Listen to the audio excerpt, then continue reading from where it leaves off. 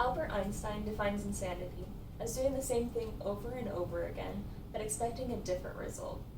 Did you know that for the last 50 years, we've been using the same 3 kitchen appliances to fulfill all of our cooking needs? In reality, we only needed 1. My name is Brandy Bartlett, and I believe that everyone should have an air fryer in their kitchen. Now, before I go on trying to convince you that you need an air fryer in your kitchen to replace all of your appliances, let's talk about what an air fryer is. An air fryer is a cost-efficient, a low-cost kitchen appliance. They're $60 on average. As you'll see right here, I have my own personal air fryer. We got it for $60. If you look here, it doesn't have super high technology, it just uses dials. And as far as the space goes, it's not extremely spacious, but fulfills the needs that we currently have. Now, if you want a more spacious, high-end technology air fryer, you can get it for upwards of $150. Now, how does it work? Let's take a look at this image right here. So as we see, right here there's a heating belt as well as a fan. Now, using both of those, they use radiation and convection technology to heat the food and give it a fried taste. Now, the dimensions, if you look here, it's relatively small. It's not extremely large or going to take up a lot of space in your kitchen. This one is more of an oval shape, but a lot of them come in a more boxy shape. So some of them, I'd say the average dimensions are 10 inches by 10 inches by 10 inches. Now, what does it do? It replaces your typical deep fryers, your oven, and your microwave. Let's take a second to look at these images. As I look at these images, my mouth begins watering, and if you're anything like myself, your mouth is probably watering right now too. As I look at these images, I can almost smell them and taste them. The unfortunate truth, though, is that these foods are not very healthy. Eating foods like this consistently on a daily basis increases your risk of type 2 diabetes, heart disease, and your chances of being obese.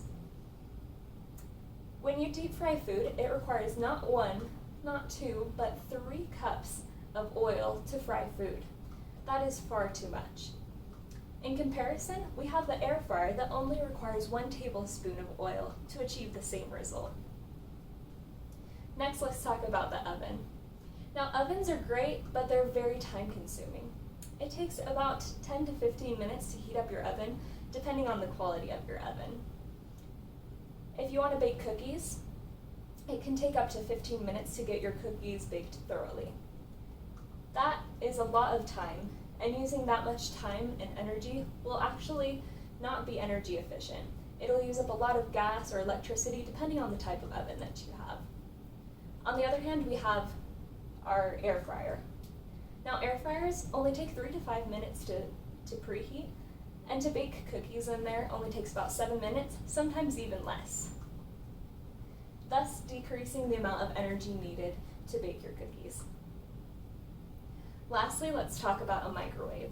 Now, microwaves are great at heating up your food quickly, but it doesn't always yield the greatest results. Let's talk about that for a second. Let's watch a short video clip and see a little bit what that's talking about. French fries have long been considered to be a kind of Jekyll and Hyde food. They are absolutely delicious when they're fresh out of the fryer. But after they've cooled off a bit, they lose quite a bit of their appeal, and any leftover French fries tend to be notoriously difficult to revive. But wait, don't abandon those fries on the plate. While the microwave is definitely not the way to go if you want your fries to be edible the day after, there are several methods of reheating leftover fries that will render them crunchy and delicious once more. Now, I'm sure we've all had very similar experiences when eating leftover restaurant food. It's great when you have it at the restaurant, but as you try and reheat it, it's just not the same. But we don't have to worry about that anymore. In this next slide, we're going to take a quick look at someone who took their leftover fried restaurant food, reheated it in the air fryer, and had a great result. So let's see. Here at the beginning, you'll notice that the food is pale and flimsy, doesn't look very appetizing.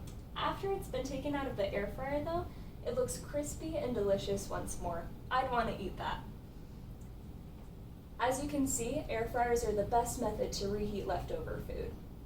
Now there's something else with microwaves that can be a huge issue.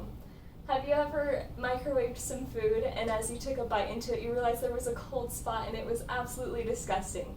You probably made a similar face to the face that this child is making right now. I know I definitely have. And then you have to reheat it several times and then the outside's too hot, the inside's too cold. As we were talking about previously, using convection technology, the air fryer doesn't have that problem. It heats all of the food thoroughly. So as we can see, microwaves, ovens, and deep fryers are not always the most effective ways of cooking our food. Get an air fryer today. As you get an air fryer, you will save money, be more energy efficient, and have an overall better food making experience. Thank you.